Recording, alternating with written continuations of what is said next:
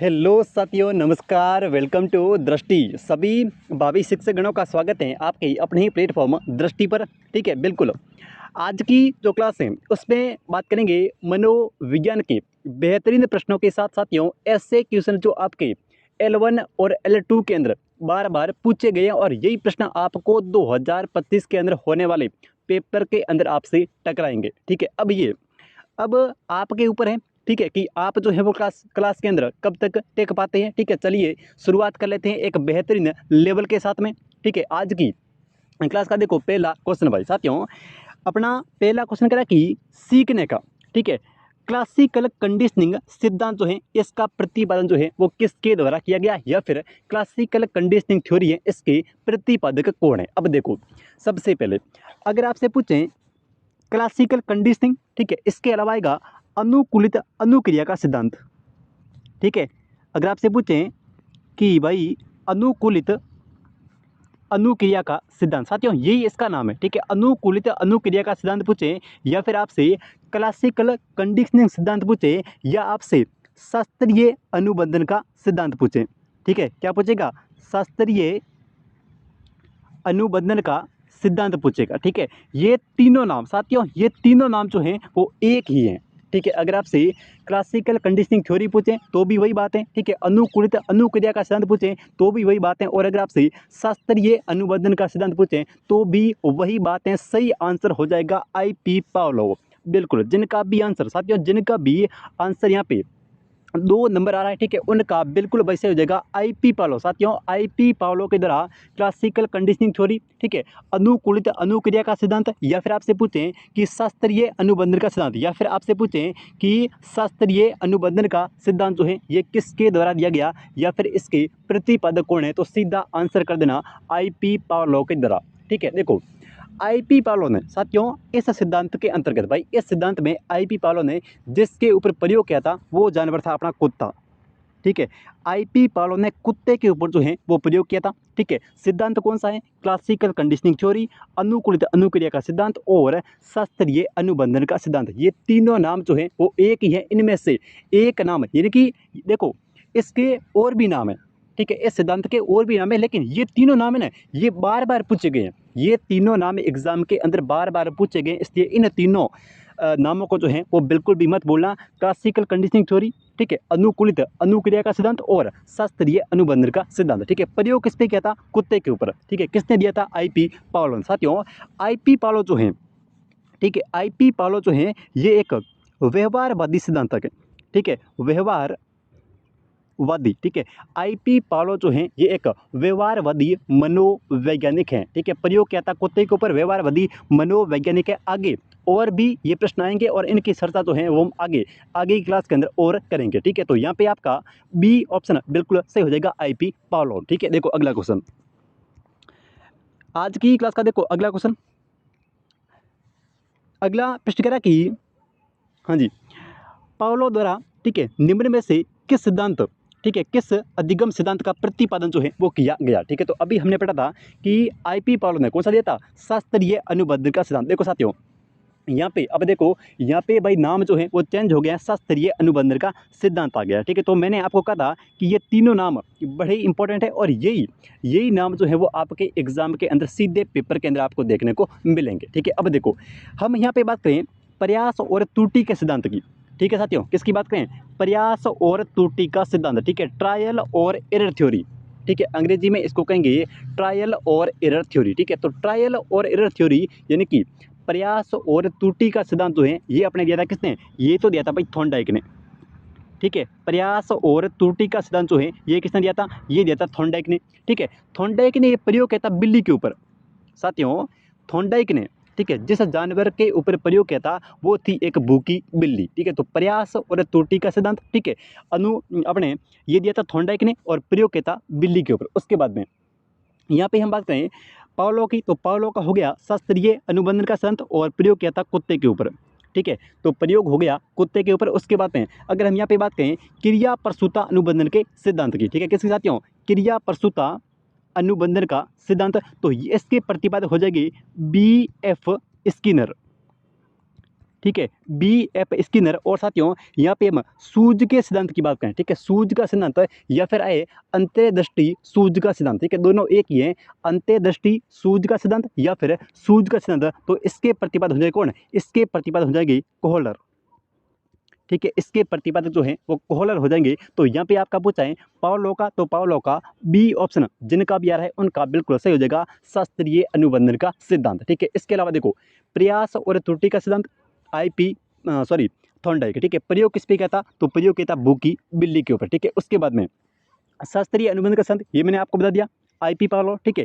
क्रिया प्रसूता अनुबंधन का सिद्धांत, ठीक है, प्रतिपादक कौन है, B.F. स्किनर। और सूझ का सिद्धांत जिसके प्रतिपादक कौन है, सूझ का सिद्धांत या फिर अंतर्दृष्टि का सिद्धांत ये दिया था कोहलर के द्वारा, ठीक है। तो यहाँ पे आपका B ऑप्शन जिनका भी आ रहा है भाई उनका बिल्कुल यहाँ पे सही हो जाएगा, ठीक है। चलिए अगले क्वेश्चन की बात कर लेते हैं साथियों। अगला प्रश्न करा कि देखो प्रयास और त्रुटि का सिद्धांत, ठीक है, ट्रायल और एरर थ्योरी, ठीक है, प्रयास और त्रुटि का जो सिद्धांत है, ठीक है, ये सिद्धांत जो है ये किस नियम के ऊपर आधारित है साथियों। देखो सबसे पहले ये जो सिद्धांत दिया था ये दिया था थॉर्नडाइक ने, ठीक है, ये सिद्धांत जो दिया था ये किसने दिया था, तो ये दिया था थॉर्नडाइक ने, ठीक है।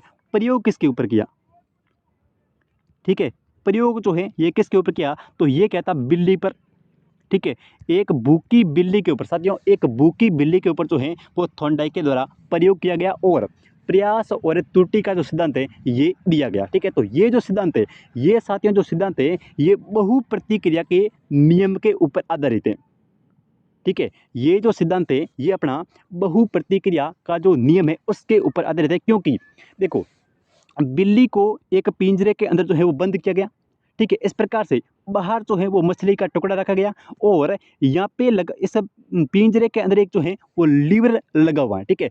और बार बार ये बिल्ली जो है वो इस पिंजरे के अंदर उछल कूद करती है, लेकिन एक बार जो है वो गलती से इसका पैर जो है वो इस लीवर के ऊपर पड़ता है और ये दरवाज़ा जो है वो खुल जाता है और बिल्ली जो है वो इस मछली के टुकड़े को प्राप्त कर लेती है, ठीक है। तो ये था प्रयास और त्रुटि का सिद्धांत, यानी कि इसके अंदर जब बिल्ली को इस पिंजरे के अंदर बंद किया जाता है तो बिल्ली जो है वो बहुप्रतिक्रिया यानी कि बहुत सारी क्रियाएं करती है, ठीक है। इस पिंजरे के अंदर बिल्ली जो है वो कई बार उछल कूद करती है, तब जाकर के इसका जो पैर है वो इस लीवर के ऊपर पड़ता है और ये दरवाज़ा इस पिंजरे का दरवाज़ा जो है वो खुल जाता है, ठीक है। तो ये जो सिद्धांत है ये बहुप्रतिक्रिया के नियम के ऊपर आधारित है और इसका प्रयोग साथियों इसका प्रयोग जो है ये मंद बुद्धि, ठीक है, मंद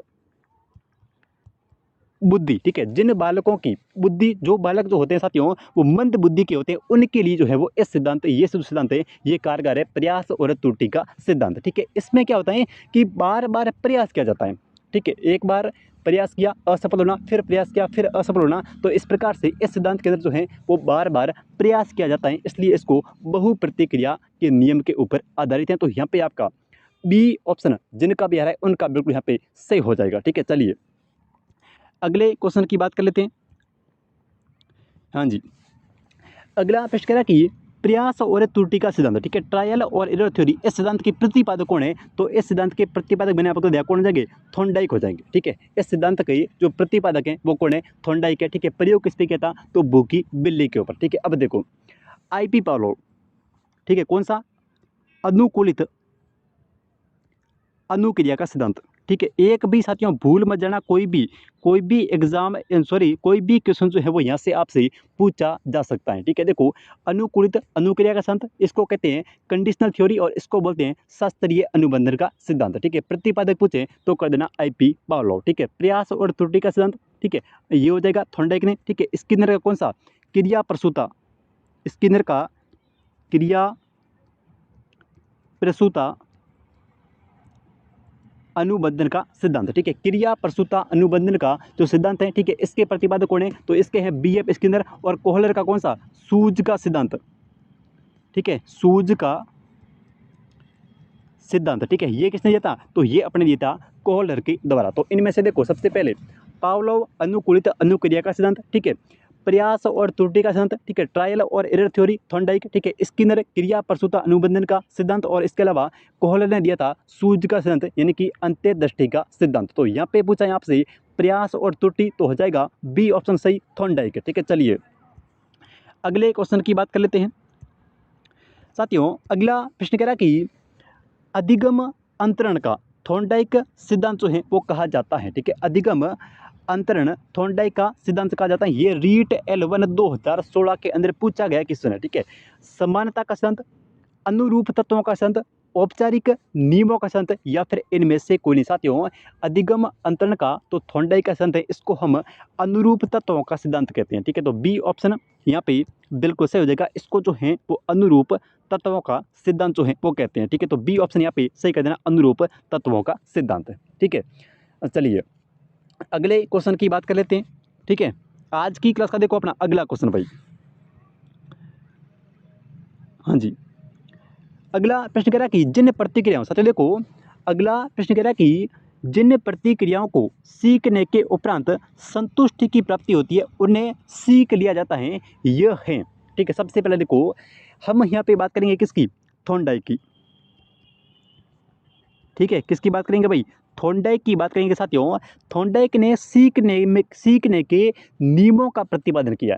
ठीक है, सीखने के नियम जो हैं ये किसने दिए हैं, तो सीखने के नियम दिए हैं थॉर्नडाइक ने। ठीक है, कितने नियम है, तो 3 तो हैं मुख्य नियम और 5 जो हैं वो गौण नियम है। ठीक है, गौण नियम से क्वेश्चन नहीं पूछा जाता है, लेकिन मुख्य नियम से क्वेश्चन जो है वो हर बार पूछा जाता है। ठीक है, तो 3 मुख्य नियम है और 5 जो हैं वो गौण नियम है। तो सबसे पहला जो नियम है वो है अभ्यास का नियम, पहला तत्परता का नियम है, दूसरा अभ्यास का है और तीसरा जो है वो प्रभाव का नियम है। तो इसमें से कौन सा, देखो जिन प्रतिक्रियाओं को सीखने के उपरांत संतुष्टि की प्राप्ति होती है तो वो हो जाएगा प्रभाव का नियम।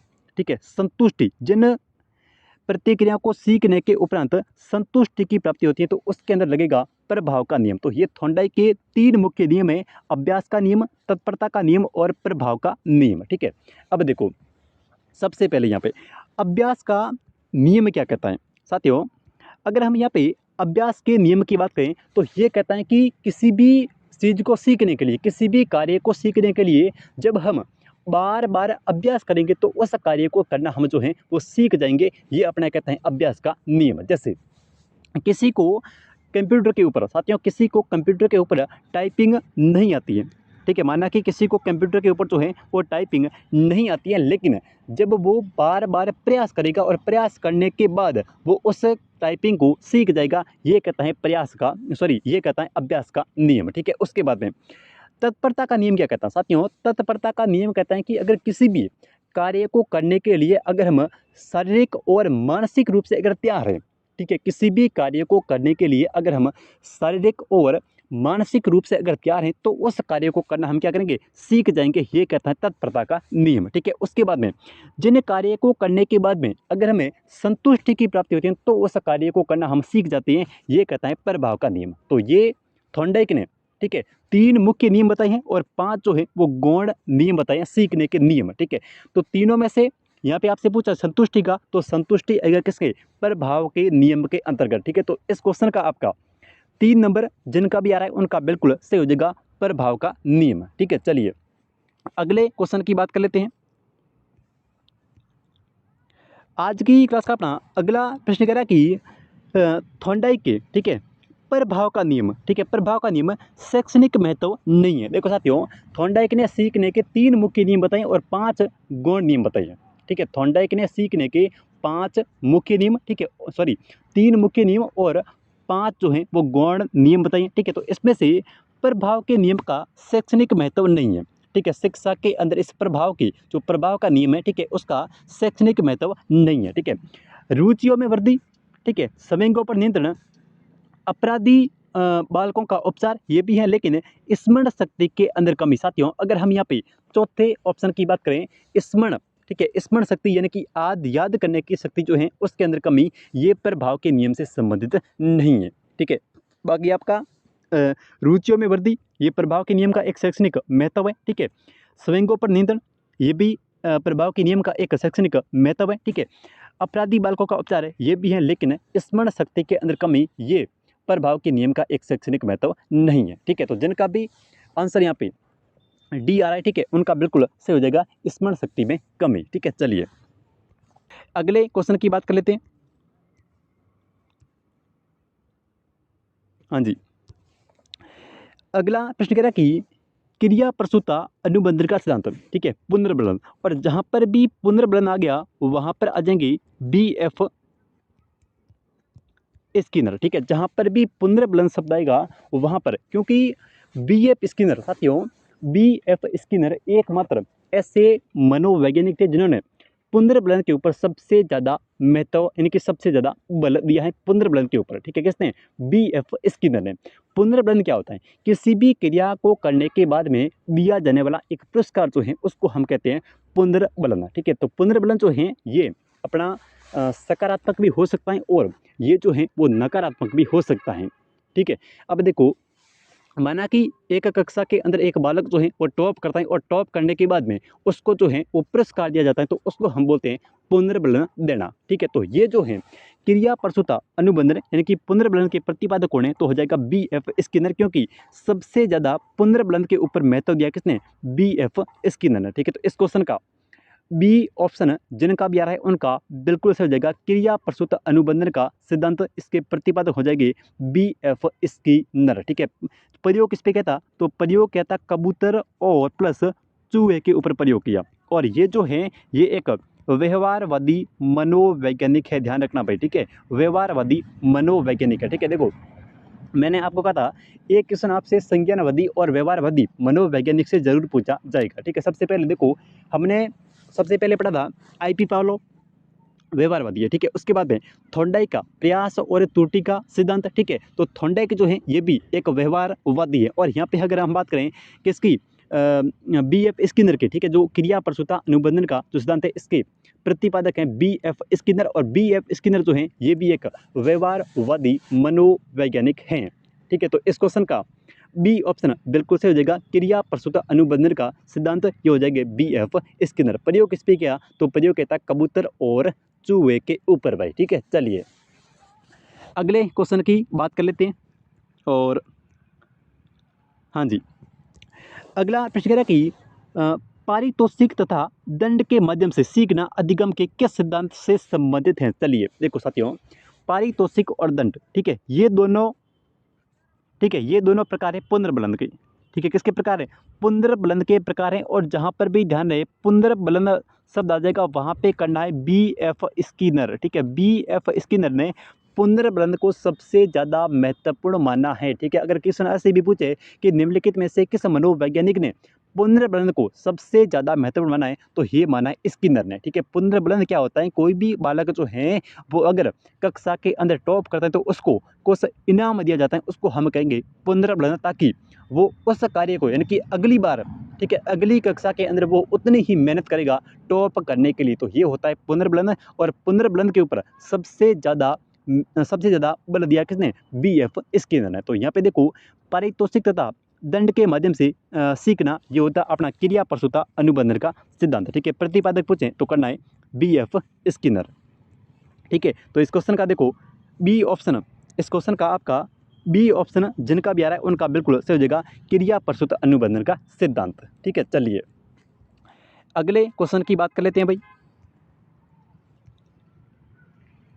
हाँ जी साथियों, अगला प्रश्न कह रहा है कि पुनर्बलन सिद्धांत की प्रतिपादक कौन है? देखो साथियों, पुनर्बलन, ठीक है, पुनर्बलन को सबसे ज़्यादा महत्वपूर्ण किसने माना है? बी एफ स्किनर ने, ठीक है। पुनर्बलन सिद्धांत के प्रतिपादक पूछे तो करना है सी एल हल, ठीक है। पुनर्बलन सिद्धांत के प्रतिपादक पूछे तो किसको करोगे? सी एल हल को करना है पुनर्बलन सिद्धांत के प्रतिपादक, ठीक है। कौन है? सी एल हल, ठीक है। तो सी एल हल, देखो साथियों, सी एल हल अपने, ठीक है, और बी एफ स्किनर, इन दोनों ने, ये दो ऐसे मनोवैज्ञानिक हैं जिन्होंने पुनर्बलन को सबसे ज़्यादा महत्वपूर्ण माना है, ठीक है। अब देखो, पुनर्बलन का सिद्धांत प्रतिपादक पूछते हैं, करना है सी एल हल, ठीक है। सी एल हल कहते हैं कि किसी भी कार्य को हम तभी सीखते हैं जब हमें हमारी आवश्यकता की पूर्ति होती है, ठीक है। किसकी पूर्ति? आवश्यकता की पूर्ति होती है। अगर किसी भी कार्य को करने पर अपने आवश्यकता की पूर्ति होती है तो हम उस कार्य को करना सीख जाते हैं। ये कहा था किसने? ये अपने कहा था किसने भाई? सी एल हल ने कहा था। ठीक है। तो आवश्यकता को सबसे ज़्यादा महत्वपूर्ण किसने माना है? CL हल ने माना। CL हल कहते हैं कि अगर किसी भी काम को हम कर रहे हैं और करने के बाद में अपने आवश्यकता की पूर्ति हो जाती है ना, तो हम उस कार्य को करना सीख जाते हैं, ये कहा था CL हल ने। ठीक है। सिद्धांत कौन सा है? सिद्धांत है पुनर्बलन का सिद्धांत। प्रतिपादक कौन है? प्रतिपादक है CL हल। ठीक है। मुख्य बात क्या है? मुख्य बात यह है कि भाई अगर आवश्यकता की पूर्ति हो रही है, ठीक है साथियों, अगर आवश्यकता की पूर्ति हो रही है तो हम उस कार्य को करना सीख जाते हैं। ठीक है। चलिए अगले क्वेश्चन की बात कर लेते हैं, और ये है आज की क्लास का अपना अगला क्वेश्चन भाई। अगला प्रश्न कह रहा कि CL हल, देखो साथियों, हल सिद्धांत, ठीक है, किस प्रक्रिया से संबंधित हैं? ठीक है। हल का जो सिद्धांत है, CL हल का जो सिद्धांत है, ठीक है, ये किस प्रक्रिया से संबंधित है? ऑप्शन ए देखो, सीखने की व्याख्या से, सीखने की व्याख्या के सरलीकरण से, ठीक है, या फिर ध्येय कर्मारोह से, या फिर सीखने की पुनर्व्याख्या से। ठीक है। तो ये जो है हल का जो सिद्धांत है, ये साथियों सीखने की व्याख्या के सरलीकरण से संबंधित है। ठीक है। सीखने की व्याख्या के सरलीकरण से संबंधित हैं। तो जिनका भी ऑप्शन यहाँ पे 2 नंबर आ रहा है उनका बिल्कुल यहाँ पे सही हो जाएगा साथियों। हल का जो सिद्धांत है ये अपने सीखने की व्याख्या के सरलीकरण से संबंधित हैं। ठीक है। चलिए अगले क्वेश्चन की बात कर लेते हैं आज की क्लास का। देखो साथियों, अगला क्वेश्चन, अगला प्रश्न कह रहा है कि अभिप्रेरणा का, ठीक है, अभिप्रेरणा का प्रेरणा न्यूनता सिद्धांत, ठीक है, द ड्राइव रिडक्शन थ्योरी जो है ये किसके द्वारा दी गई है, या फिर इसके प्रतिपादक कौन है? ठीक है। अभिप्रेरणा का प्रेरणा न्यूनता का सिद्धांत, ठीक है, इसको अंग्रेजी में कहेंगे द ड्राइव रिडक्शन थ्योरी। ठीक है। हल के द्वारा, बिने के द्वारा, थॉर्नडाइक या फिर जॉन डेवी। साथियों अगर हम प्रेरणा न्यूनता के सिद्धांत की बात करें तो ये दिया गया था CL हल के द्वारा। ठीक है। तो इस क्वेश्चन का आपका ए ऑप्शन जिनका भी है उनका बिल्कुल यहाँ पे से हो जाएगा, ये दिया था CL हल ने। ठीक है। चलिए अगले क्वेश्चन की बात कर लेते हैं। ठीक है। आज की क्लास का देखो अगला क्वेश्चन, अगला प्रश्न कह रहा है कि निम्नलिखित में से कौन सा हल द्वारा, ठीक है, प्रणालीबद्ध व्यवहार सिद्धांत का सही सूत्र है? ठीक है। निम्न में से कौन सा जो है वो हल के द्वारा प्रणालीबद्ध व्यवहार सिद्धांत का एक सही सूत्र है? तो ये सूत्र जो है वो है अपना SOR। ठीक है। सूत्र है SOR। ठीक है। ये जो SOR का सूत्र है ये पहले दिया था किसने? सबसे पहले ये दिया था थॉर्नडाइक ने साथियों। ठीक है। किसने दिया? थॉर्नडाइक ने दिया, लेकिन बाद में प्रणालीबद्ध व्यवहार जो है इसके अंदर लाया था किसने? CL हल ने। ठीक है। तो इस क्वेश्चन का आपका ए ऑप्शन सही होगा, SOR। ठीक है। तो ये हल द्वारा प्रणालीबद्ध व्यवहार सिद्धांत का सही सूत्र है SOR। ठीक है। तो इस क्वेश्चन का ए ऑप्शन जिनका भी है उनका बिल्कुल यहाँ पे सही हो जाएगा SOR। ठीक है। चलिए अगले क्वेश्चन की बात कर लेते हैं, और हाँ जी साथियों अगला प्रश्न कह रहा है कि व्यवहारवाद का पिता, ठीक है, जन्मदाता कौन है? तो ये सबको पता है कौन है, JB वॉटसन। ठीक है। JB वॉटसन जो है इनको व्यवहारवाद का पिता कहा जाता है। तो डी ऑप्शन जिनका भी है उनका बिल्कुल यहाँ पे सही हो जाएगा, व्यवहारवाद का पिता है JB वॉटसन। ठीक है। चलिए अगला क्वेश्चन, और ये थोड़ा इसके बारे में दिया गया है साथियों। देखो व्यवहारवाद के जन्मदाता JB वॉटसन है, ये अमेरिका के थे। ठीक है। 19वीं शताब्दी तक चेतना तथा चेतना के अवयव का अध्ययन ही मनोविज्ञान का अध्ययन जो है वो माना जाता रहा। ठीक है। चेतना की रचना का अध्ययन करने वाला संप्रदाय चेतना रचनावादी जो है वो कहलाता था। ठीक है। चलिए अगले क्वेश्चन की बात कर लेते हैं, और ये है अपना आज की क्लास का देखो अगला क्वेश्चन। अगला प्रश्न कह रहा है कि शिक्षा में व्यवहारवाद का विचार जो है वो किस मनोवैज्ञानिक ने दिया? ठीक है। शिक्षा के अंदर व्यवहारवाद, ठीक है, व्यवहारवाद का जो विचार है ये किस मनोवैज्ञानिक ने दिया था? तो ये साथियों दिया था किसने? ये दिया था जॉन वॉटसन के द्वारा। ठीक है। तो बी ऑप्शन इस प्रश्न का बिल्कुल आपके से हो जाएगा, जॉन वॉटसन के द्वारा शिक्षा में व्यवहारवाद का विचार जो है वो दिया गया। तो बी ऑप्शन बिल्कुल से हो जाएगा, जॉन वॉटसन। ठीक है। चलिए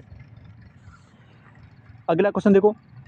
हाँ जी साथियों अगला प्रश्न कह रहा है कि निम्न में से व्यवहारवादी नहीं है। ठीक है। मैंने आपको कहा था कि व्यवहारवादी और संज्ञानवादी को लेकर के एक क्वेश्चन आपके रीट के अंदर जरूर पूछा जाएगा। ठीक है। निम्न में से व्यवहारवादी नहीं है। ठीक है। ऑप्शन ए देखो, JB वॉटसन, ठीक है, इयान पेवलोव, BF स्किनर, या फिर सिगमंड फ्राइड। तो यहाँ पे अगर हम सिगमंड फ्राइड की बात करें तो ये साथियों व्यवहारवादी नहीं है। सिगमंड फ्राइड जो है ये संज्ञानवादी है। ठीक है। सिगमंड फ्राइड जो है ये संज्ञानवादी है। तो यहाँ पे आपका कौन सा ऑप्शन चौथा ऑप्शन सिगमंड फ्राइड जो है ये व्यवहारवादी नहीं है। ठीक है, चलिए अगले क्वेश्चन की बात कर लेते हैं, और ये है आज की क्लास का अपना अगला क्वेश्चन। अगला प्रश्न कह रहा है कि अधिगम का अंत्यदृष्टि यानी कि सूझ का सिद्धांत, ठीक है, इसका प्रतिपादन जो है ये किसके द्वारा किया गया। ठीक है, अंत्यदृष्टि के सूझ का सिद्धांत, इसका प्रतिपादक किसने किया था, तो इसका प्रतिपादक किया था किसने साथियों, इसके प्रतिपादक हैं कोहलर। कौन है भाई, कोहलर है। तो ए ऑप्शन बिल्कुल यहाँ पे सही हो जाएगा, अंत्यदृष्टि का, ठीक है, सूझ का जो सिद्धांत है इसके प्रतिपादक पूछे तो कर देना कोहलर। ठीक है, ए ऑप्शन सही होगा। देखो कोहलर ने जो प्रयोग किया था वो किया था एक चिंपांजी के ऊपर।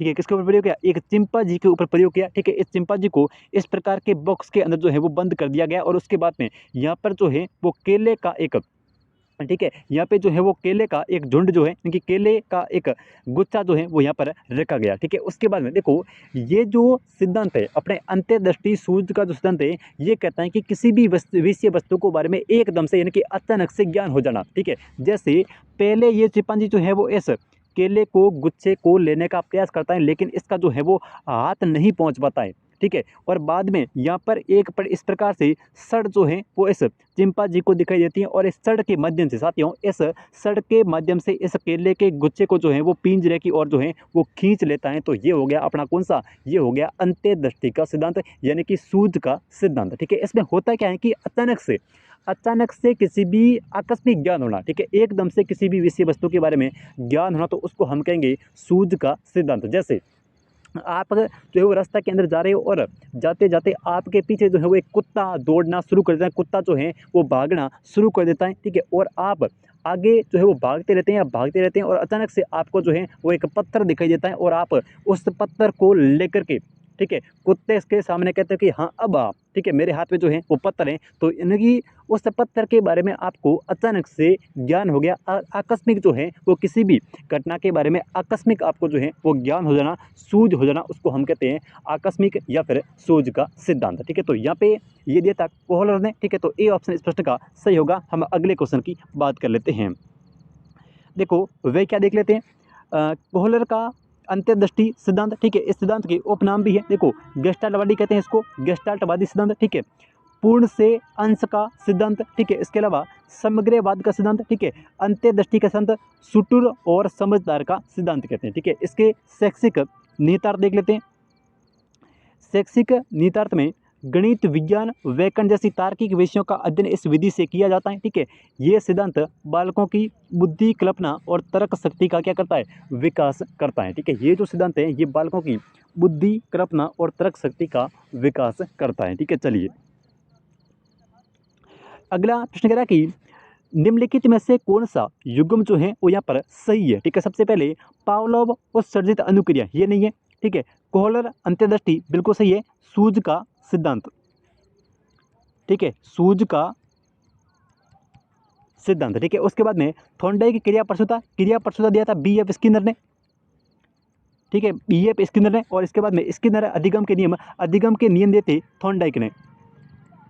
ठीक है, अधिगम के जो नियम है ये दिए थे थॉर्नडाइक ने। तो यहाँ पे आपका कौन सा, यहाँ पे आपका बी ऑप्शन जो है ये एकदम से सही है। कोहलर ने अंत्यदृष्टि जो है वो अंत्यदृष्टि का सिद्धांत दिया था, या फिर इसको कहते हैं सूझ का सिद्धांत। ठीक है, चलिए अगला प्रश्न देखो। अगला प्रश्न कह रहा है कि समस्या के अचानक समाधान की वकालत करने वाला सिद्धांत का नाम जो है वो क्या है। ठीक है, किसी भी समस्या के बारे में हमें अचानक से ज्ञान हो जाना, तो ये कहते हैं कोहलर का अंत्यदृष्टि का सिद्धांत। ठीक है, तो सूझ का सिद्धांत कहते हैं इसको। तो बी ऑप्शन बिल्कुल यहाँ पे सही हो जाएगा, सूझ का सिद्धांत या फिर अंत्यदृष्टि का सिद्धांत, ये दिया था कोहलर ने। ठीक है, तो बी ऑप्शन इस प्रश्न का बिल्कुल यहाँ पे सही हो जाएगा। चलिए अगले क्वेश्चन की बात कर लेते हैं। अगला प्रश्न कह रहा है कि अंत्यदृष्टि का सिद्धांत। ठीक है, देखो अंत्यदृष्टि का सिद्धांत इसके प्रतिपादक कौन है, तो इसके प्रतिपादक हो जाएंगे कोहलर। चौथा ऑप्शन जो है वो सही हो जाएगा। यहाँ पे अंत्यदृष्टि का सिद्धांत है इसके प्रतिपादक हो जाएंगे कोहलर। अगला प्रश्न कह रहा है कि अंत्यदृष्टि अधिगम का परिणाम है। ठीक है, ये है पुनर्बलन का, उद्दीपन अनुक्रिया का, समागीकृति प्रत्यक्षण का, या फिर उद्दीपन सामान्यकरण का। तो अंतर्दृष्टि का जो अधिगम है ये परिणाम है हमेशा किसका, समग्राकृति प्रत्यक्षण का। ठीक है, तो बी ऑप्शन सी ऑप्शन यहाँ पे सही होगा। ठीक है, समग्राकृति प्रत्यक्षण का। अगला क्वेश्चन देखो, अगला प्रश्न, और ये है आपके लिए आज का अंतिम क्वेश्चन। प्रश्न कह रहा है कि कोहलर ने अपने अधिगम संबंधी प्रयोग जो हैं ये किसके ऊपर किए हैं? ठीक है, चिंपांजी पर, कुत्ते पर, बिल्ली पर या कबूतर के ऊपर? ठीक है, तो इस क्वेश्चन का आंसर जो है वो आपको कमेंट करके बताना है। ठीक है, इस क्लास की कंप्लीट पीडीएफ जो है वो आपको आपके अपने ही टेलीग्राम ग्रुप दृष्टि पर मिल जाएगी। ठीक है, तो मिलते हैं कल एक नई क्लास के साथ में और नए प्रश्नों के साथ में। तब तक के लिए जय हिंद, जय भारत।